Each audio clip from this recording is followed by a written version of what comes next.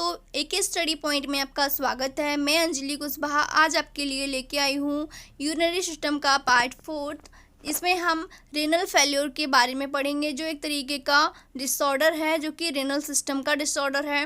तो renal failure क्या होता है हम जानेंगे, ठीक है।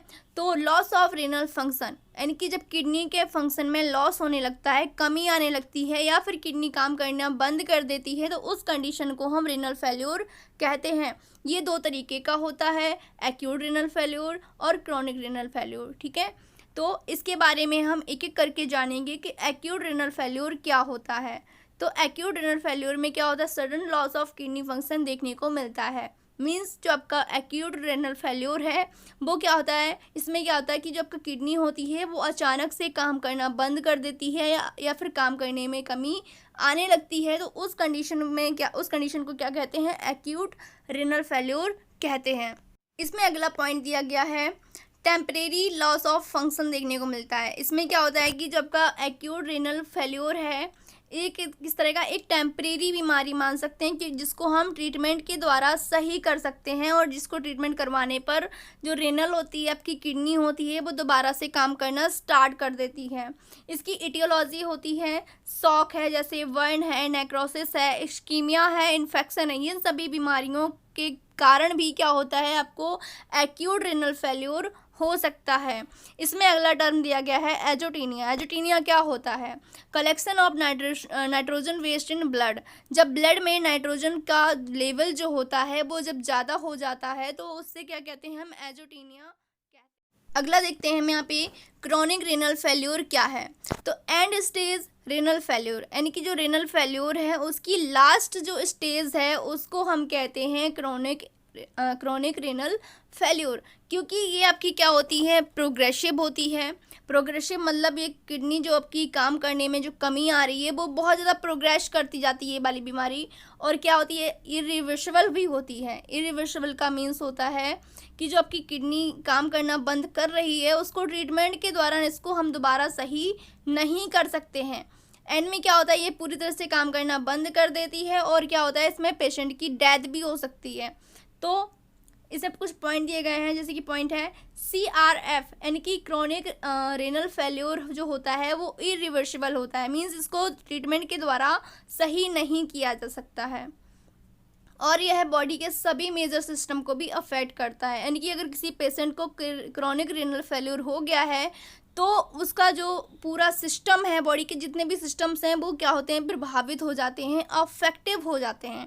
इसलिए पेशेंट को क्या करवाते हैं, उसका डायलिसिस करवाते हैं, डायलिसिस या फिर उसका रेनल ट्रांसप्लांट भी करवा सकते हैं, ठीक है।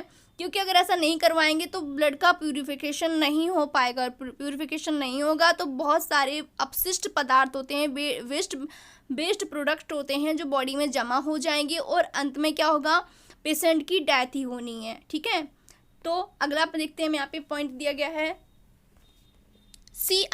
CRF वाले पेशेंट में जो होता है फ्लूइड बैलेंस को मॉनिटर करने के लिए, फ्लूइड बैलेंस को जांचने के लिए हम क्या करते हैं, पेशेंट का डेली वेट करते हैं। उसको हम डेली वेट करते हैं, कैसा करते हैं, सेम स्केल और सेम टाइम पर हम करते हैं, डेली उसको वेट करते हैं, जिससे कि हमें पता चल सके कि उसके बॉडी का फ्लूइड बैलेंस किस तरह का बना हुआ है, कम ज़्यादा तो नहीं हो रहा है, ये सब चीज़ें देखते हैं। अगला पॉइंट दिया गया है, पेशेंट का पोटेशियम लेवल भी मॉनिटर करते हैं। क्योंकि यदि अगर पेशेंट की बॉडी में पोटेशियम की मात्रा ज़्यादा हो रही है तो उस कंडीशन में पेशेंट को हाइपरकैलेमिया होने के चांसेस हो सकते हैं, ठीक है। अगला पॉइंट है, पेशेंट को लो सोडियम, लो प्रोटीन और लो पोटेशियम रिस्ट्रिक्ट डाइट देते हैं, ठीक है। यहाँ पे अगला पॉइंट दिया गया है, डायलिसिस क्या है। तो प्रोसेस ऑफ ब्लड फिल्ट्रेशन, जब किसी पेशेंट की किडनी काम करना पूरी तरह से बंद कर देती है तो उस कंडीशन में हम पेशेंट को डायलिसिस करवाते हैं। पेशेंट का डायलिसिस इसलिए करवाते हैं कि ब्लड में जो वेस्ट प्रोडक्ट जमा हो गए हैं उनको फिल्टर करके ब्लड को शुद्ध करते हैं, प्यूरिफाई करते हैं, ठीक है। तो ब्लड को फिल्टर करने की प्रोसेस ही आपकी डायलिसिस कहलाती है। इसके कुछ इंडिकेशंस हैं, जैसे कि ARF acute renal failure, CRF chronic renal failure, drug overdose, और कीटो एडिसिस में क्या होता है, आपको डायलिसिस करवाना पड़ता है, ठीक है। जो आपका डायलिसिस है वो दो तरीके का होता है, हीमोडायलिसिस और पेरिटोनियल डायलिसिस। इसके बारे में हम एक एक से पढ़ेंगे। अब हम जानेंगे हीमोडायलिसिस क्या होता है। तो इसमें एक डायलिसर होता है। डायलिसर एक आर्टिफिशियल किडनी की तरह काम करने वाली एक मशीन होती है, जिससे क्या होता है, पेशेंट के ब्लड को फिल्टर किया जाता है। इसमें क्या होता है कि ब्लड से जो यूरिया होती है, मेटाबॉलिक वेस्ट प्रोडक्ट होते हैं, टॉक्सिन्स होते हैं, एक्सेसिव फ्लूइड होता है, इसको बॉडी से रिमूव करवाया जाता है या फिर एक्सक्रीट करवाया जाता है या फिर समझ लो फिल्टर करवाया जाता है। ठीक है। डायलिसिस के दौरान जो क्या होता है, एक्स्ट्रा कॉर्पोरियल सर्किट्स होता है, इसमें क्लॉटिंग को रोकने के लिए हमें क्या करना होता है, हेपेरिन का यूज़ करते हैं हम। ठीक है। अगला पॉइंट दिया गया है इसमें, कॉम्प्लिकेशन ऑफ हीमोडायलिसिस, यानी कि जो हीमोडायलिसिस है उसमें कौन कौन से कॉम्प्लिकेशंस हो सकते हैं। डिसइक्विलिब्रियम सिंड्रोम, ये एक तरीके का सिंड्रोम है। इसमें क्या होता है, हीमोडायलिसिस के दौरान वेस्ट प्रोडक्ट को ईसीएफ का मतलब होता है एक्स्ट्रा सेलुलर फ्लूइड से रेपिडली रिमूव करने पर फ्लूइड ब्रेन में शिफ्ट हो सकता है, जिससे क्या होता है कि आपका जो सेरेब्रल एडेमा होता है, मींस एक तरीके की स्वेलिंग टाइप की, या फिर जो आपका सेरेब्रल है, सेरेब्रल का मतलब होता है प्रमस्तिष्क, इसमें क्या होता है, एक तरीके की सूजन हो जाती है या फिर समझ लो कोई फुलाव टाइप का हो जाता है। ठीक है।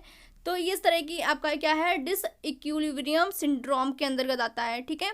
अगला आपका जो कॉम्प्लिकेशन है वो है ईयर एम्बोलिज्म। इसमें क्या होता है, ब्लड वेसल्स वगैरह होती हैं या फिर हार्ट है, इसमें क्या होता है, ईयर के बुलबुले टाइप के बन जाते हैं। ठीक है।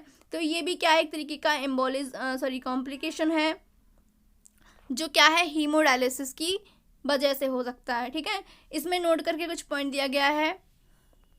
हीमोडायलिसिस के दौरान एंटी हाइपरटेंसिव ड्रग्स नहीं देते हैं, क्योंकि जिस पेशेंट का डायलिसिस हो रहा है यदि उसको एंटी हाइपरटेंसिव ड्रग्स देते हैं तो उसमें हाइपोटेंशन होने के चांसेस बढ़ जाते हैं।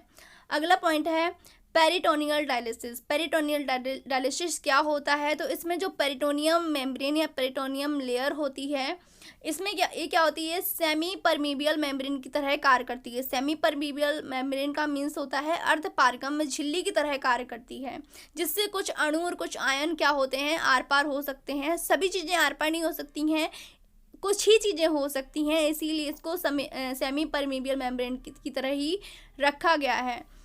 अगला पॉइंट दिया गया है इसमें, जो आपका पेरिटोनियल डायलिसिस होता है, इसमें जो कैथेटर होता है उसको इंसर्ट कहाँ पे करवाते हैं, तो आइए आपको दिख रहा है पेरिटोनियल डायलिसिस का ये डायग्राम दिख रहा है। ठीक है। इसमें जो कैथेटर है ये आपका कहाँ पर यूज़ डलवाते हैं, 3 से 5 सेंटीमीटर बिलो अम्बिलिकस में। ठीक है। ये आपको दिख रहा है यहाँ पे 3 से 5 सेंटीमीटर अम्बिलिकस वाला जो पार्ट है वहाँ पे अंदर इंसर्ट करवाते हैं। ठीक है। क्योंकि इस एरिया में क्या होता है, मेजर ब्लड वेसल्स जो होती हैं वो नहीं पाई जाती। इसमें कुछ कॉम्प्लिकेशंस भी दिए गए हैं। तो कॉम्प्लिकेशन आपका एक ही दिया गया है, पेरिटोनाइटिस। पेरिटोनाइटिस क्या होता है, ये एक तरीके का टर्म है, इसका मीन्स होता है इन्फ्लामेशन ऑफ पेरिटोनियम। यह पेरिटोनियल डायलिसिस का मेन कॉम्प्लिकेशन है। ठीक है। ये आपका डायग्राम है जिसमें आपका क्या है, पेरिटोनियल डायलिसिस किया जा रहा है। ठीक है। Thanks for watching my video. यदि आपको मेरा वीडियो पसंद आया है तो मेरे चैनल को सब्सक्राइब करें और बेल आइकन को भी प्रेस करें, जिससे मेरे आने वाले नए नए वीडियोस की नोटिफिकेशन आपको टाइम टू टाइम मिलती रहे। थैंक यू दोस्तों, बाय बाय।